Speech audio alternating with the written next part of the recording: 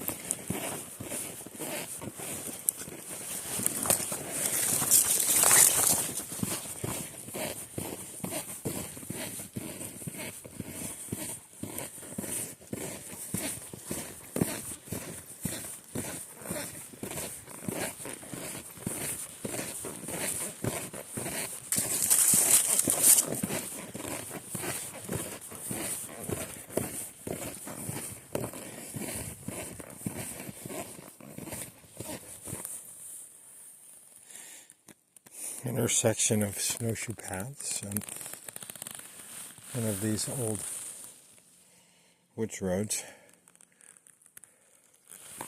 that this trail intersects.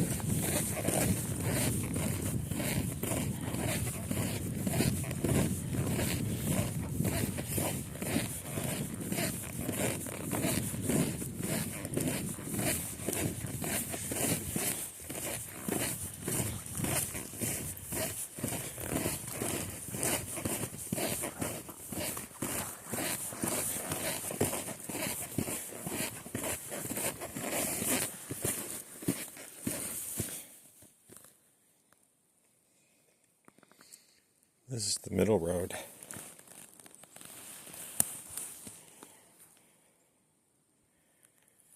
Nobody's been out on it since the last snow. We got about 3 inches.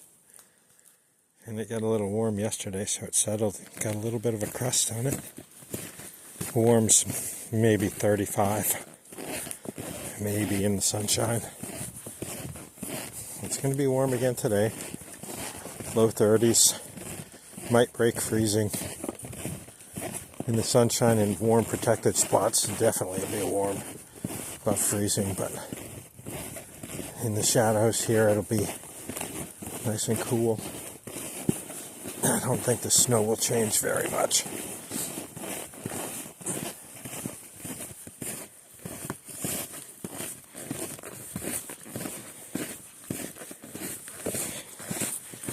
This is all pretty nice walking. It's, I don't know. I'd guess I'm walking on top of a foot or more of snow. I'm on kind of a southern exposure here, so it might be a little bit less than that, but we had probably a good 8 inches of snow, and then it rained a bit and shrunk it down, hardened it up. Some spots it was totally washed out, and other spots, like my backyard, it didn't do much at all. So my backyard, I got over 2 feet of snow, but I'd say in here probably 16 to 20 inches maybe. And so it's just covering up the sticks pretty good, so snowshoeing's just getting really fabulous. And as you can see, I'm not floundering in deep powder, so that's really nice, but it's because we've packed this trail down, and every snow it gets more traffic. Here's the lower road, and nobody's been on this one yet either. So, but onward and downward. I'm just packing this. Trail is actually access to the top of the hill, and there's a field in the back that has some decent pitch that I can bring my telemark skis over there and do some teleturns. And do that at a very low cost compared to the triple-digit lift ticket prices that seem to be everywhere. And having been a ski employee for more than a quarter of a century, I haven't paid for many ski tickets in the past, and I don't really want to start now. So being able to get out in my yard is really enjoyable for me. And although it's not the thrill of riding the lift and swishing down the mountain, definitely it's a lot easier on the pocketbook, and I think it's better overall. But this isn't the platform for that.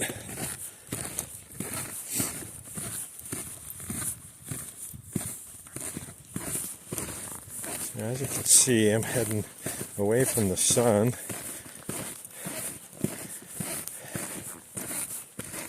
And coming downhill here. It gets a little steep, but this is pretty well packed, so.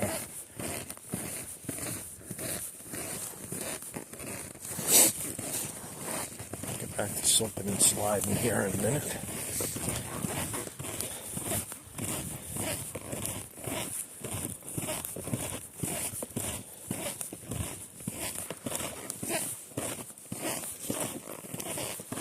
Well, I know some folks out there like myself are beekeepers, and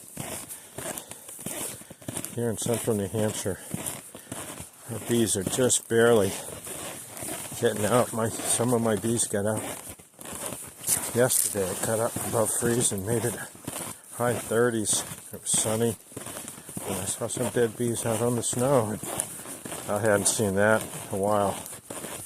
So it's been pretty cold here. kind of what I would call a relatively seasonable winter. But folks that haven't lived here very long, they don't like to hear that.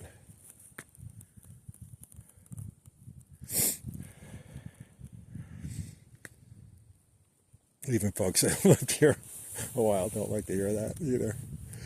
Nobody likes to be reminded that we could have another month of winter. It's second week of February. March can be New Hampshire's snowiest month. I'll probably get some hate mail from that one. But anyways, here we go. This is a last little bit. Oh, this has been a beautiful walk. It took me about 20 minutes to get up to the top, and I've been talking to you since coming back down. And so that's if I get my butt off the couch and put my ski boots on and drag my telly skis up there, now I can make some powder turns, which you don't get to do that every winter in New Hampshire. You know, sometimes you just see some interesting stuff in the woods.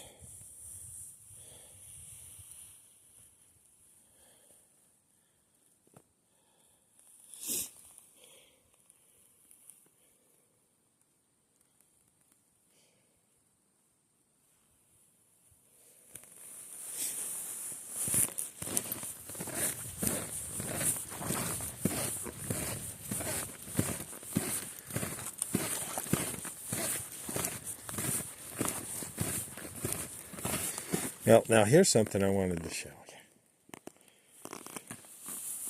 Well, these are some awful darn big tracks. And so what I am figuring is there's a moose came through here.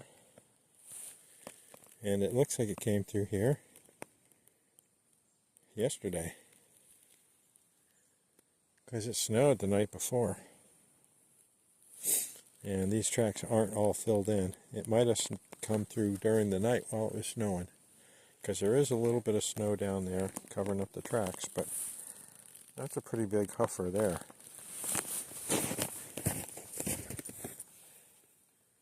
And wandering through, probably going down to the swamp. I live down near the swamp, so right on the edge, and probably going down there to go mucking around, eating twigs and stuff.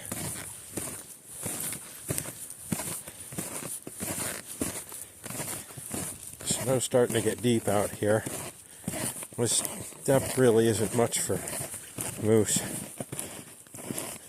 Once it gets up to their belly, though, then it starts to impede them a little bit. I work grooming cross-country trails, and that's when the moose would come out onto the trails and start walking down the trails. Once the snow got deep enough in the woods that they were up to their bellies, and I figured it was a lot easier to get out on the trail and mess it up for us. But it's not that deep yet. Like I said, there might be 20 inches of snow down in here. You can see where the rain has kind of melted down and made all these depressions.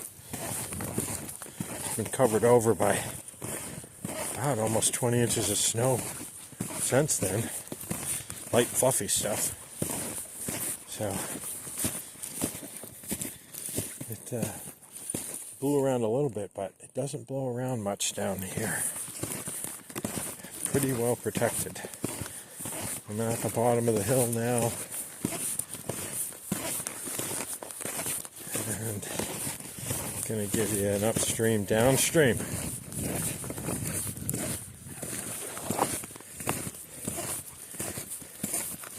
Now, some winters we don't have snow, it's real cold, and the deck freezes over and you don't see any openness.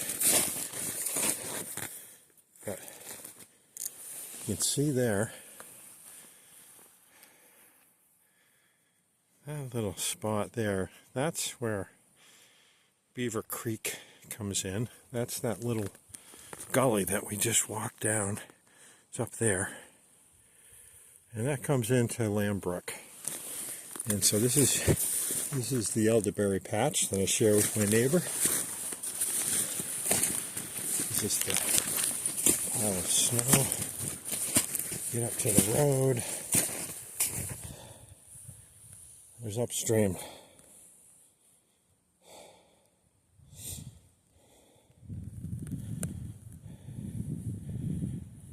You can see beautiful blue sky day. Looks like somebody walked up the brook. Some critter. Every 4 steps is the length of the critter. Unless it's a hopper, that looks like a hopper.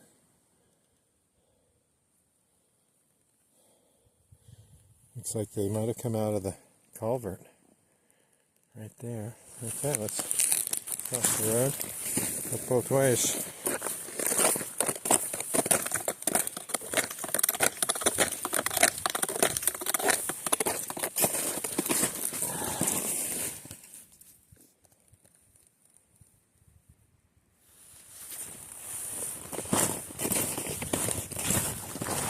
Ring around the maple tree. Downstream. You can see there's some snow covering the face of the culvert, but it looks like whoever walked right in there, dude, looks like they took a little dip. Look at those tracks.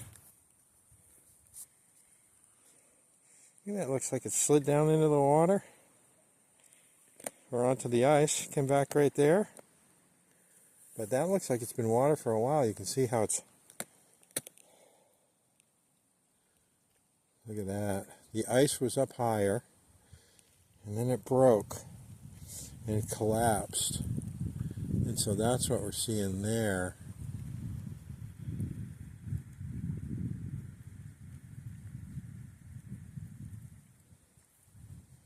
So the weight of the snow finally got enough that it collapsed the ice that formed earlier. You can see that ice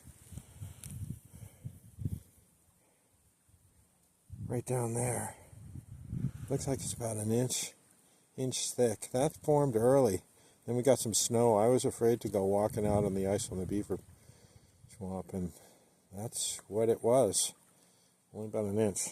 We got a bunch of snow and finally got enough weight to collapse it, so I like to see that. The next snow we get on top of it will probably form a pretty solid layer, except where it melts out. Anyways, there's the tracks coming up the brook. Well, this is Downstream. It's been a nice walk coming down from the top of Pine Hill. And hope everyone's having a nice day. And